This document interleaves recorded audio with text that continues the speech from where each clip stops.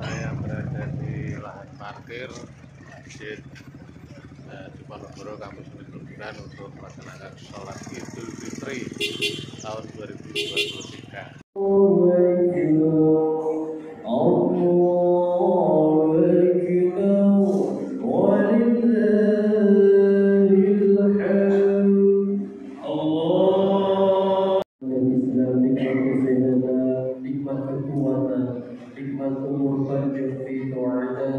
Sehingga kita bisa menjumpai hari raya Idul Fitri tahun 1444 Hijriah ini dalam keadaan sehat walafiat tanpa kurang salawat. Salawat serta salam marilah senantiasa kita sanjungkan kepada baginda Rasulullah Muhammad sallallahu alaihi wasallam. Ya Allah, Allahumma shalli ala sayyidina Muhammad wa ala ali sayyidina Muhammad. Semoga kita semua kelak di yaumil qiyamah diakui sebagai umat Rasulullah dan kelak kita semua akan mendapatkan syafaatul ummah. Amin. Allahumma amin. Jemaah salat Idul Fitri Masjid Diponegoro Kampus Unigunan rahimakumullah. Sebelum rangkaian ibadah pada pagi hari ini kita mulai, perkenankanlah kami mewakili segenap pengurus takbir menyampaikan beberapa hal. Yang pertama, kami himbau kepada para jemaah untuk sholat depan yang kosong mohon diisi terlebih dahulu.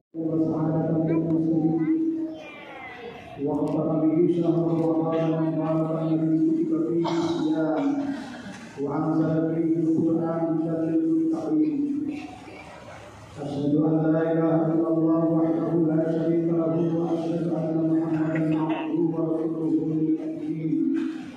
Allahumma shalli wa sallim ala sayyidina Muhammadin wa ala alihi wa ashabihi ajma'in. Amma ba'du. Fa ya ayyuhal muslimun ittaqullaha haqqa tuqatih wa la tamutunna illa wa antum muslimun. Qala Allah ta'ala fil Qur'anil Karim, a'udzu billahi minasy syaithanir rajim. Wa latukmilul iddata wa tukabbirullaha ala ma hadakum wa la'allakum tashkurun. Sallallahu alaihi wasallam. Allahu akbar, Allahu akbar, Allahu akbar. Para hadirin jamaah salat Idul Fitri rahmatullah.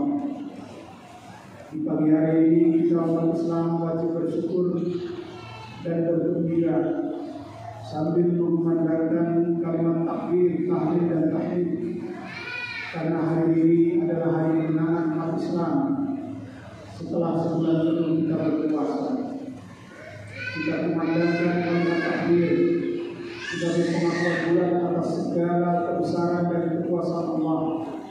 Sementara kita semua makhluk ciptaannya adalah kecil dan tidak berarti apa-apa tanpa pertolongan dan rahmat Allah. Kita ikrarkan kalimat tahlil untuk memperkokoh keimanan kita bahwa Allah adalah satu-satunya Tuhan yang wajib kita sembah. Dialah satu-satunya tempat kita bersandar dan berlindung untuk mendapatkan keselamatan dan kebahagiaan dunia akhirat. Dan kita lakukan kalimat takbir untuk memuji syukur hanya bagi Allah yang tidak pernah berhenti sedetik pun melimpahkan segala rahmat dan nikmatnya kepada kita semua. Allahu Akbar, Allahu Akbar, Allahu Akbar. Hadirin hadirin wal hadirat rahimahumullah. Kita baru saja menyelesaikan satu tugas yang cukup berat, tetapi sekaligus sebuah momentum yang sangat mulia, yakni melaksanakan ibadah puasa Ramadan. Puasa Ramadan dikatakan sebagai berat karena puasa Ramadan sejatinya tidak hanya menahan lapar dan haus. Sebab karena kalau puasa sekedar menahan lapar dan haus, maka anak kecil seusia SD banyak yang sanggup, padahal keaktifan mereka dalam bergerak dan bermain melebihi keaktifan kita orang dewasa. Kalau puasa hanya sekedar menahan lapar dan haus, maka binatang jauh lebih kuat daripada manusia. Ada banyak binatang yang mampu bertahan beberapa hari atau bahkan beberapa bulan untuk tidak makan dan minum. Oleh karena itu maka Syekh Ibnu Rajab Al-Hambali di dalam kitab Raqaiqul Ma'arif mengatakan bahwa puasa dari makan dan minum adalah puasa dalam tingkatan, dalam derajat yang paling rendah. Ahwalus siyam tarkus syarab wa ta'am. Puasa dalam tingkatan yang paling rendah hanyalah meninggalkan makan dan minum. Hadirin rahimakumullah, puasa dikatakan sebagai ibadah yang cukup berat karena puasa Ramadan sejatinya adalah berjihad memerangi dan mengendalikan hawa nafsu yang merupakan bagian dari upaya pembersihan jiwa atau tazkiyatun nafs.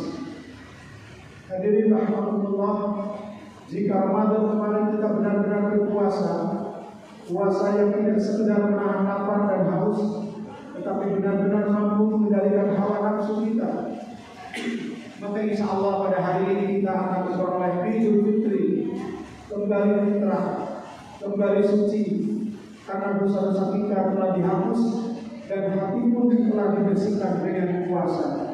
Sebagaimana sabda Rasulullah SAW yang sangat terkenal, "Man shoma Ramadhana imanan wa ihtisaban, ghufira lahu ma taqaddama min dhanbihi."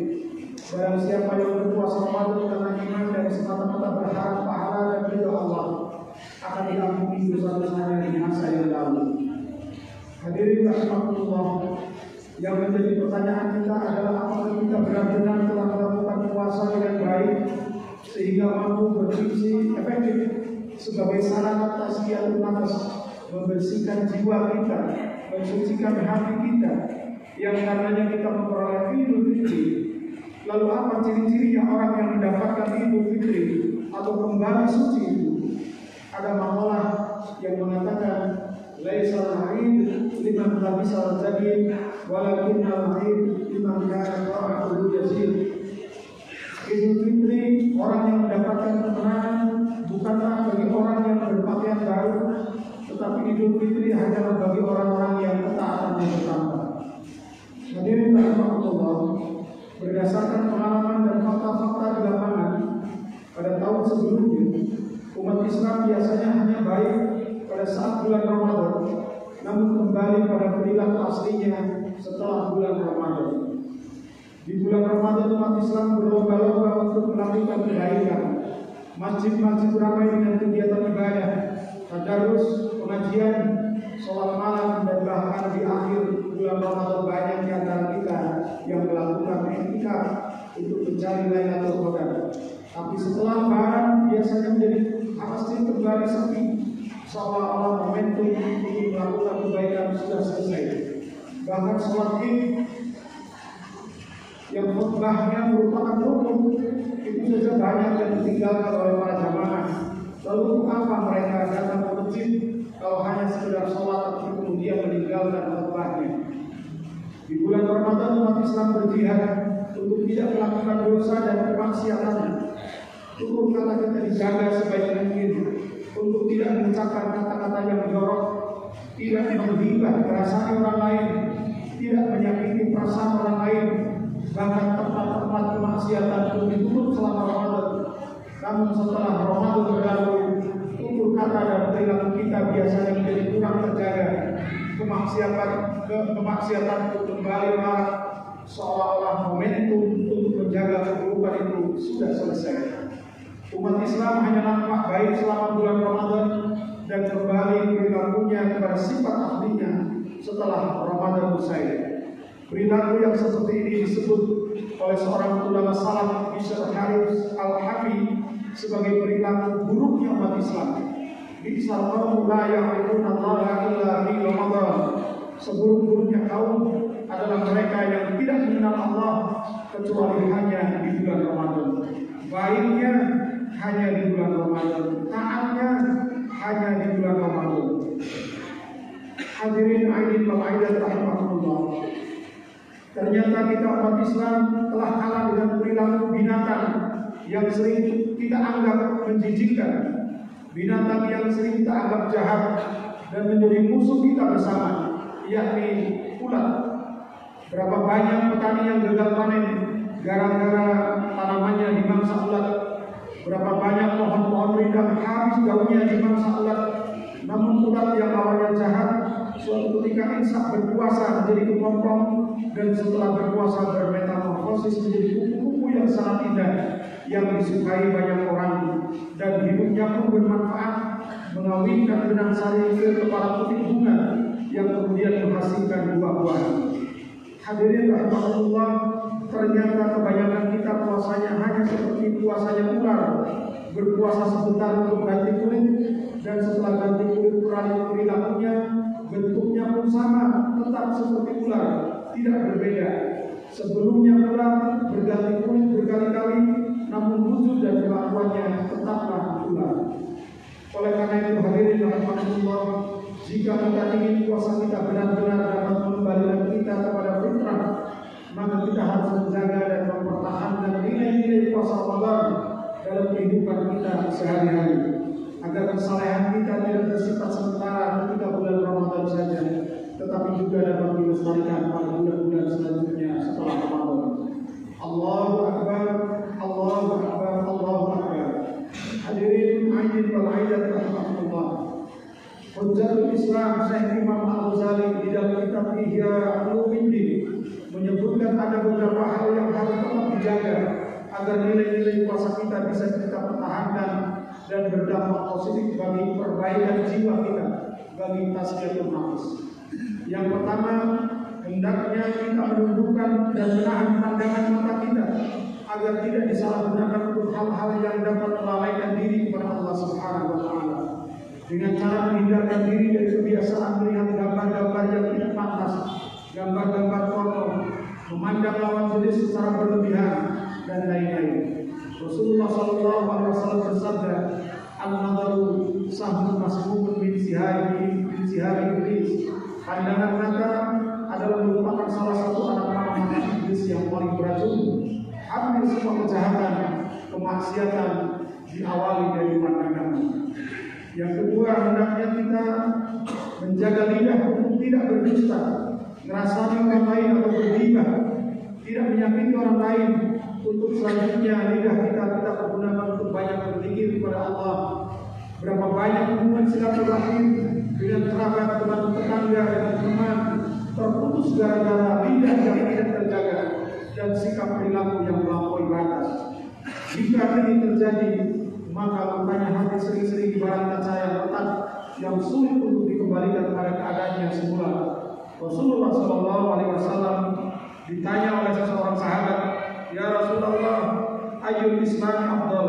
Qala, "Man salimal muslimuna min lisanihi wa yadihi." Wahai Rasulullah, siapakah yang paling utama di dalam berislam?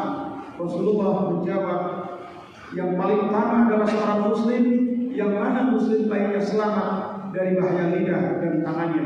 Hadis riwayat Imam Bukhari dan Muslim. Allahumma sholli ala Muhammad ya Rabbi sholli. Pagi pemirsa sekalian, saya berada di Masjid Ponorogo, Masjid Kampung di Leburan, Semarang. Pelaksanaan sholat id sudah dilaksanakan tadi, dan mari kita simak ringkasan kegiatan sholat id di masjid.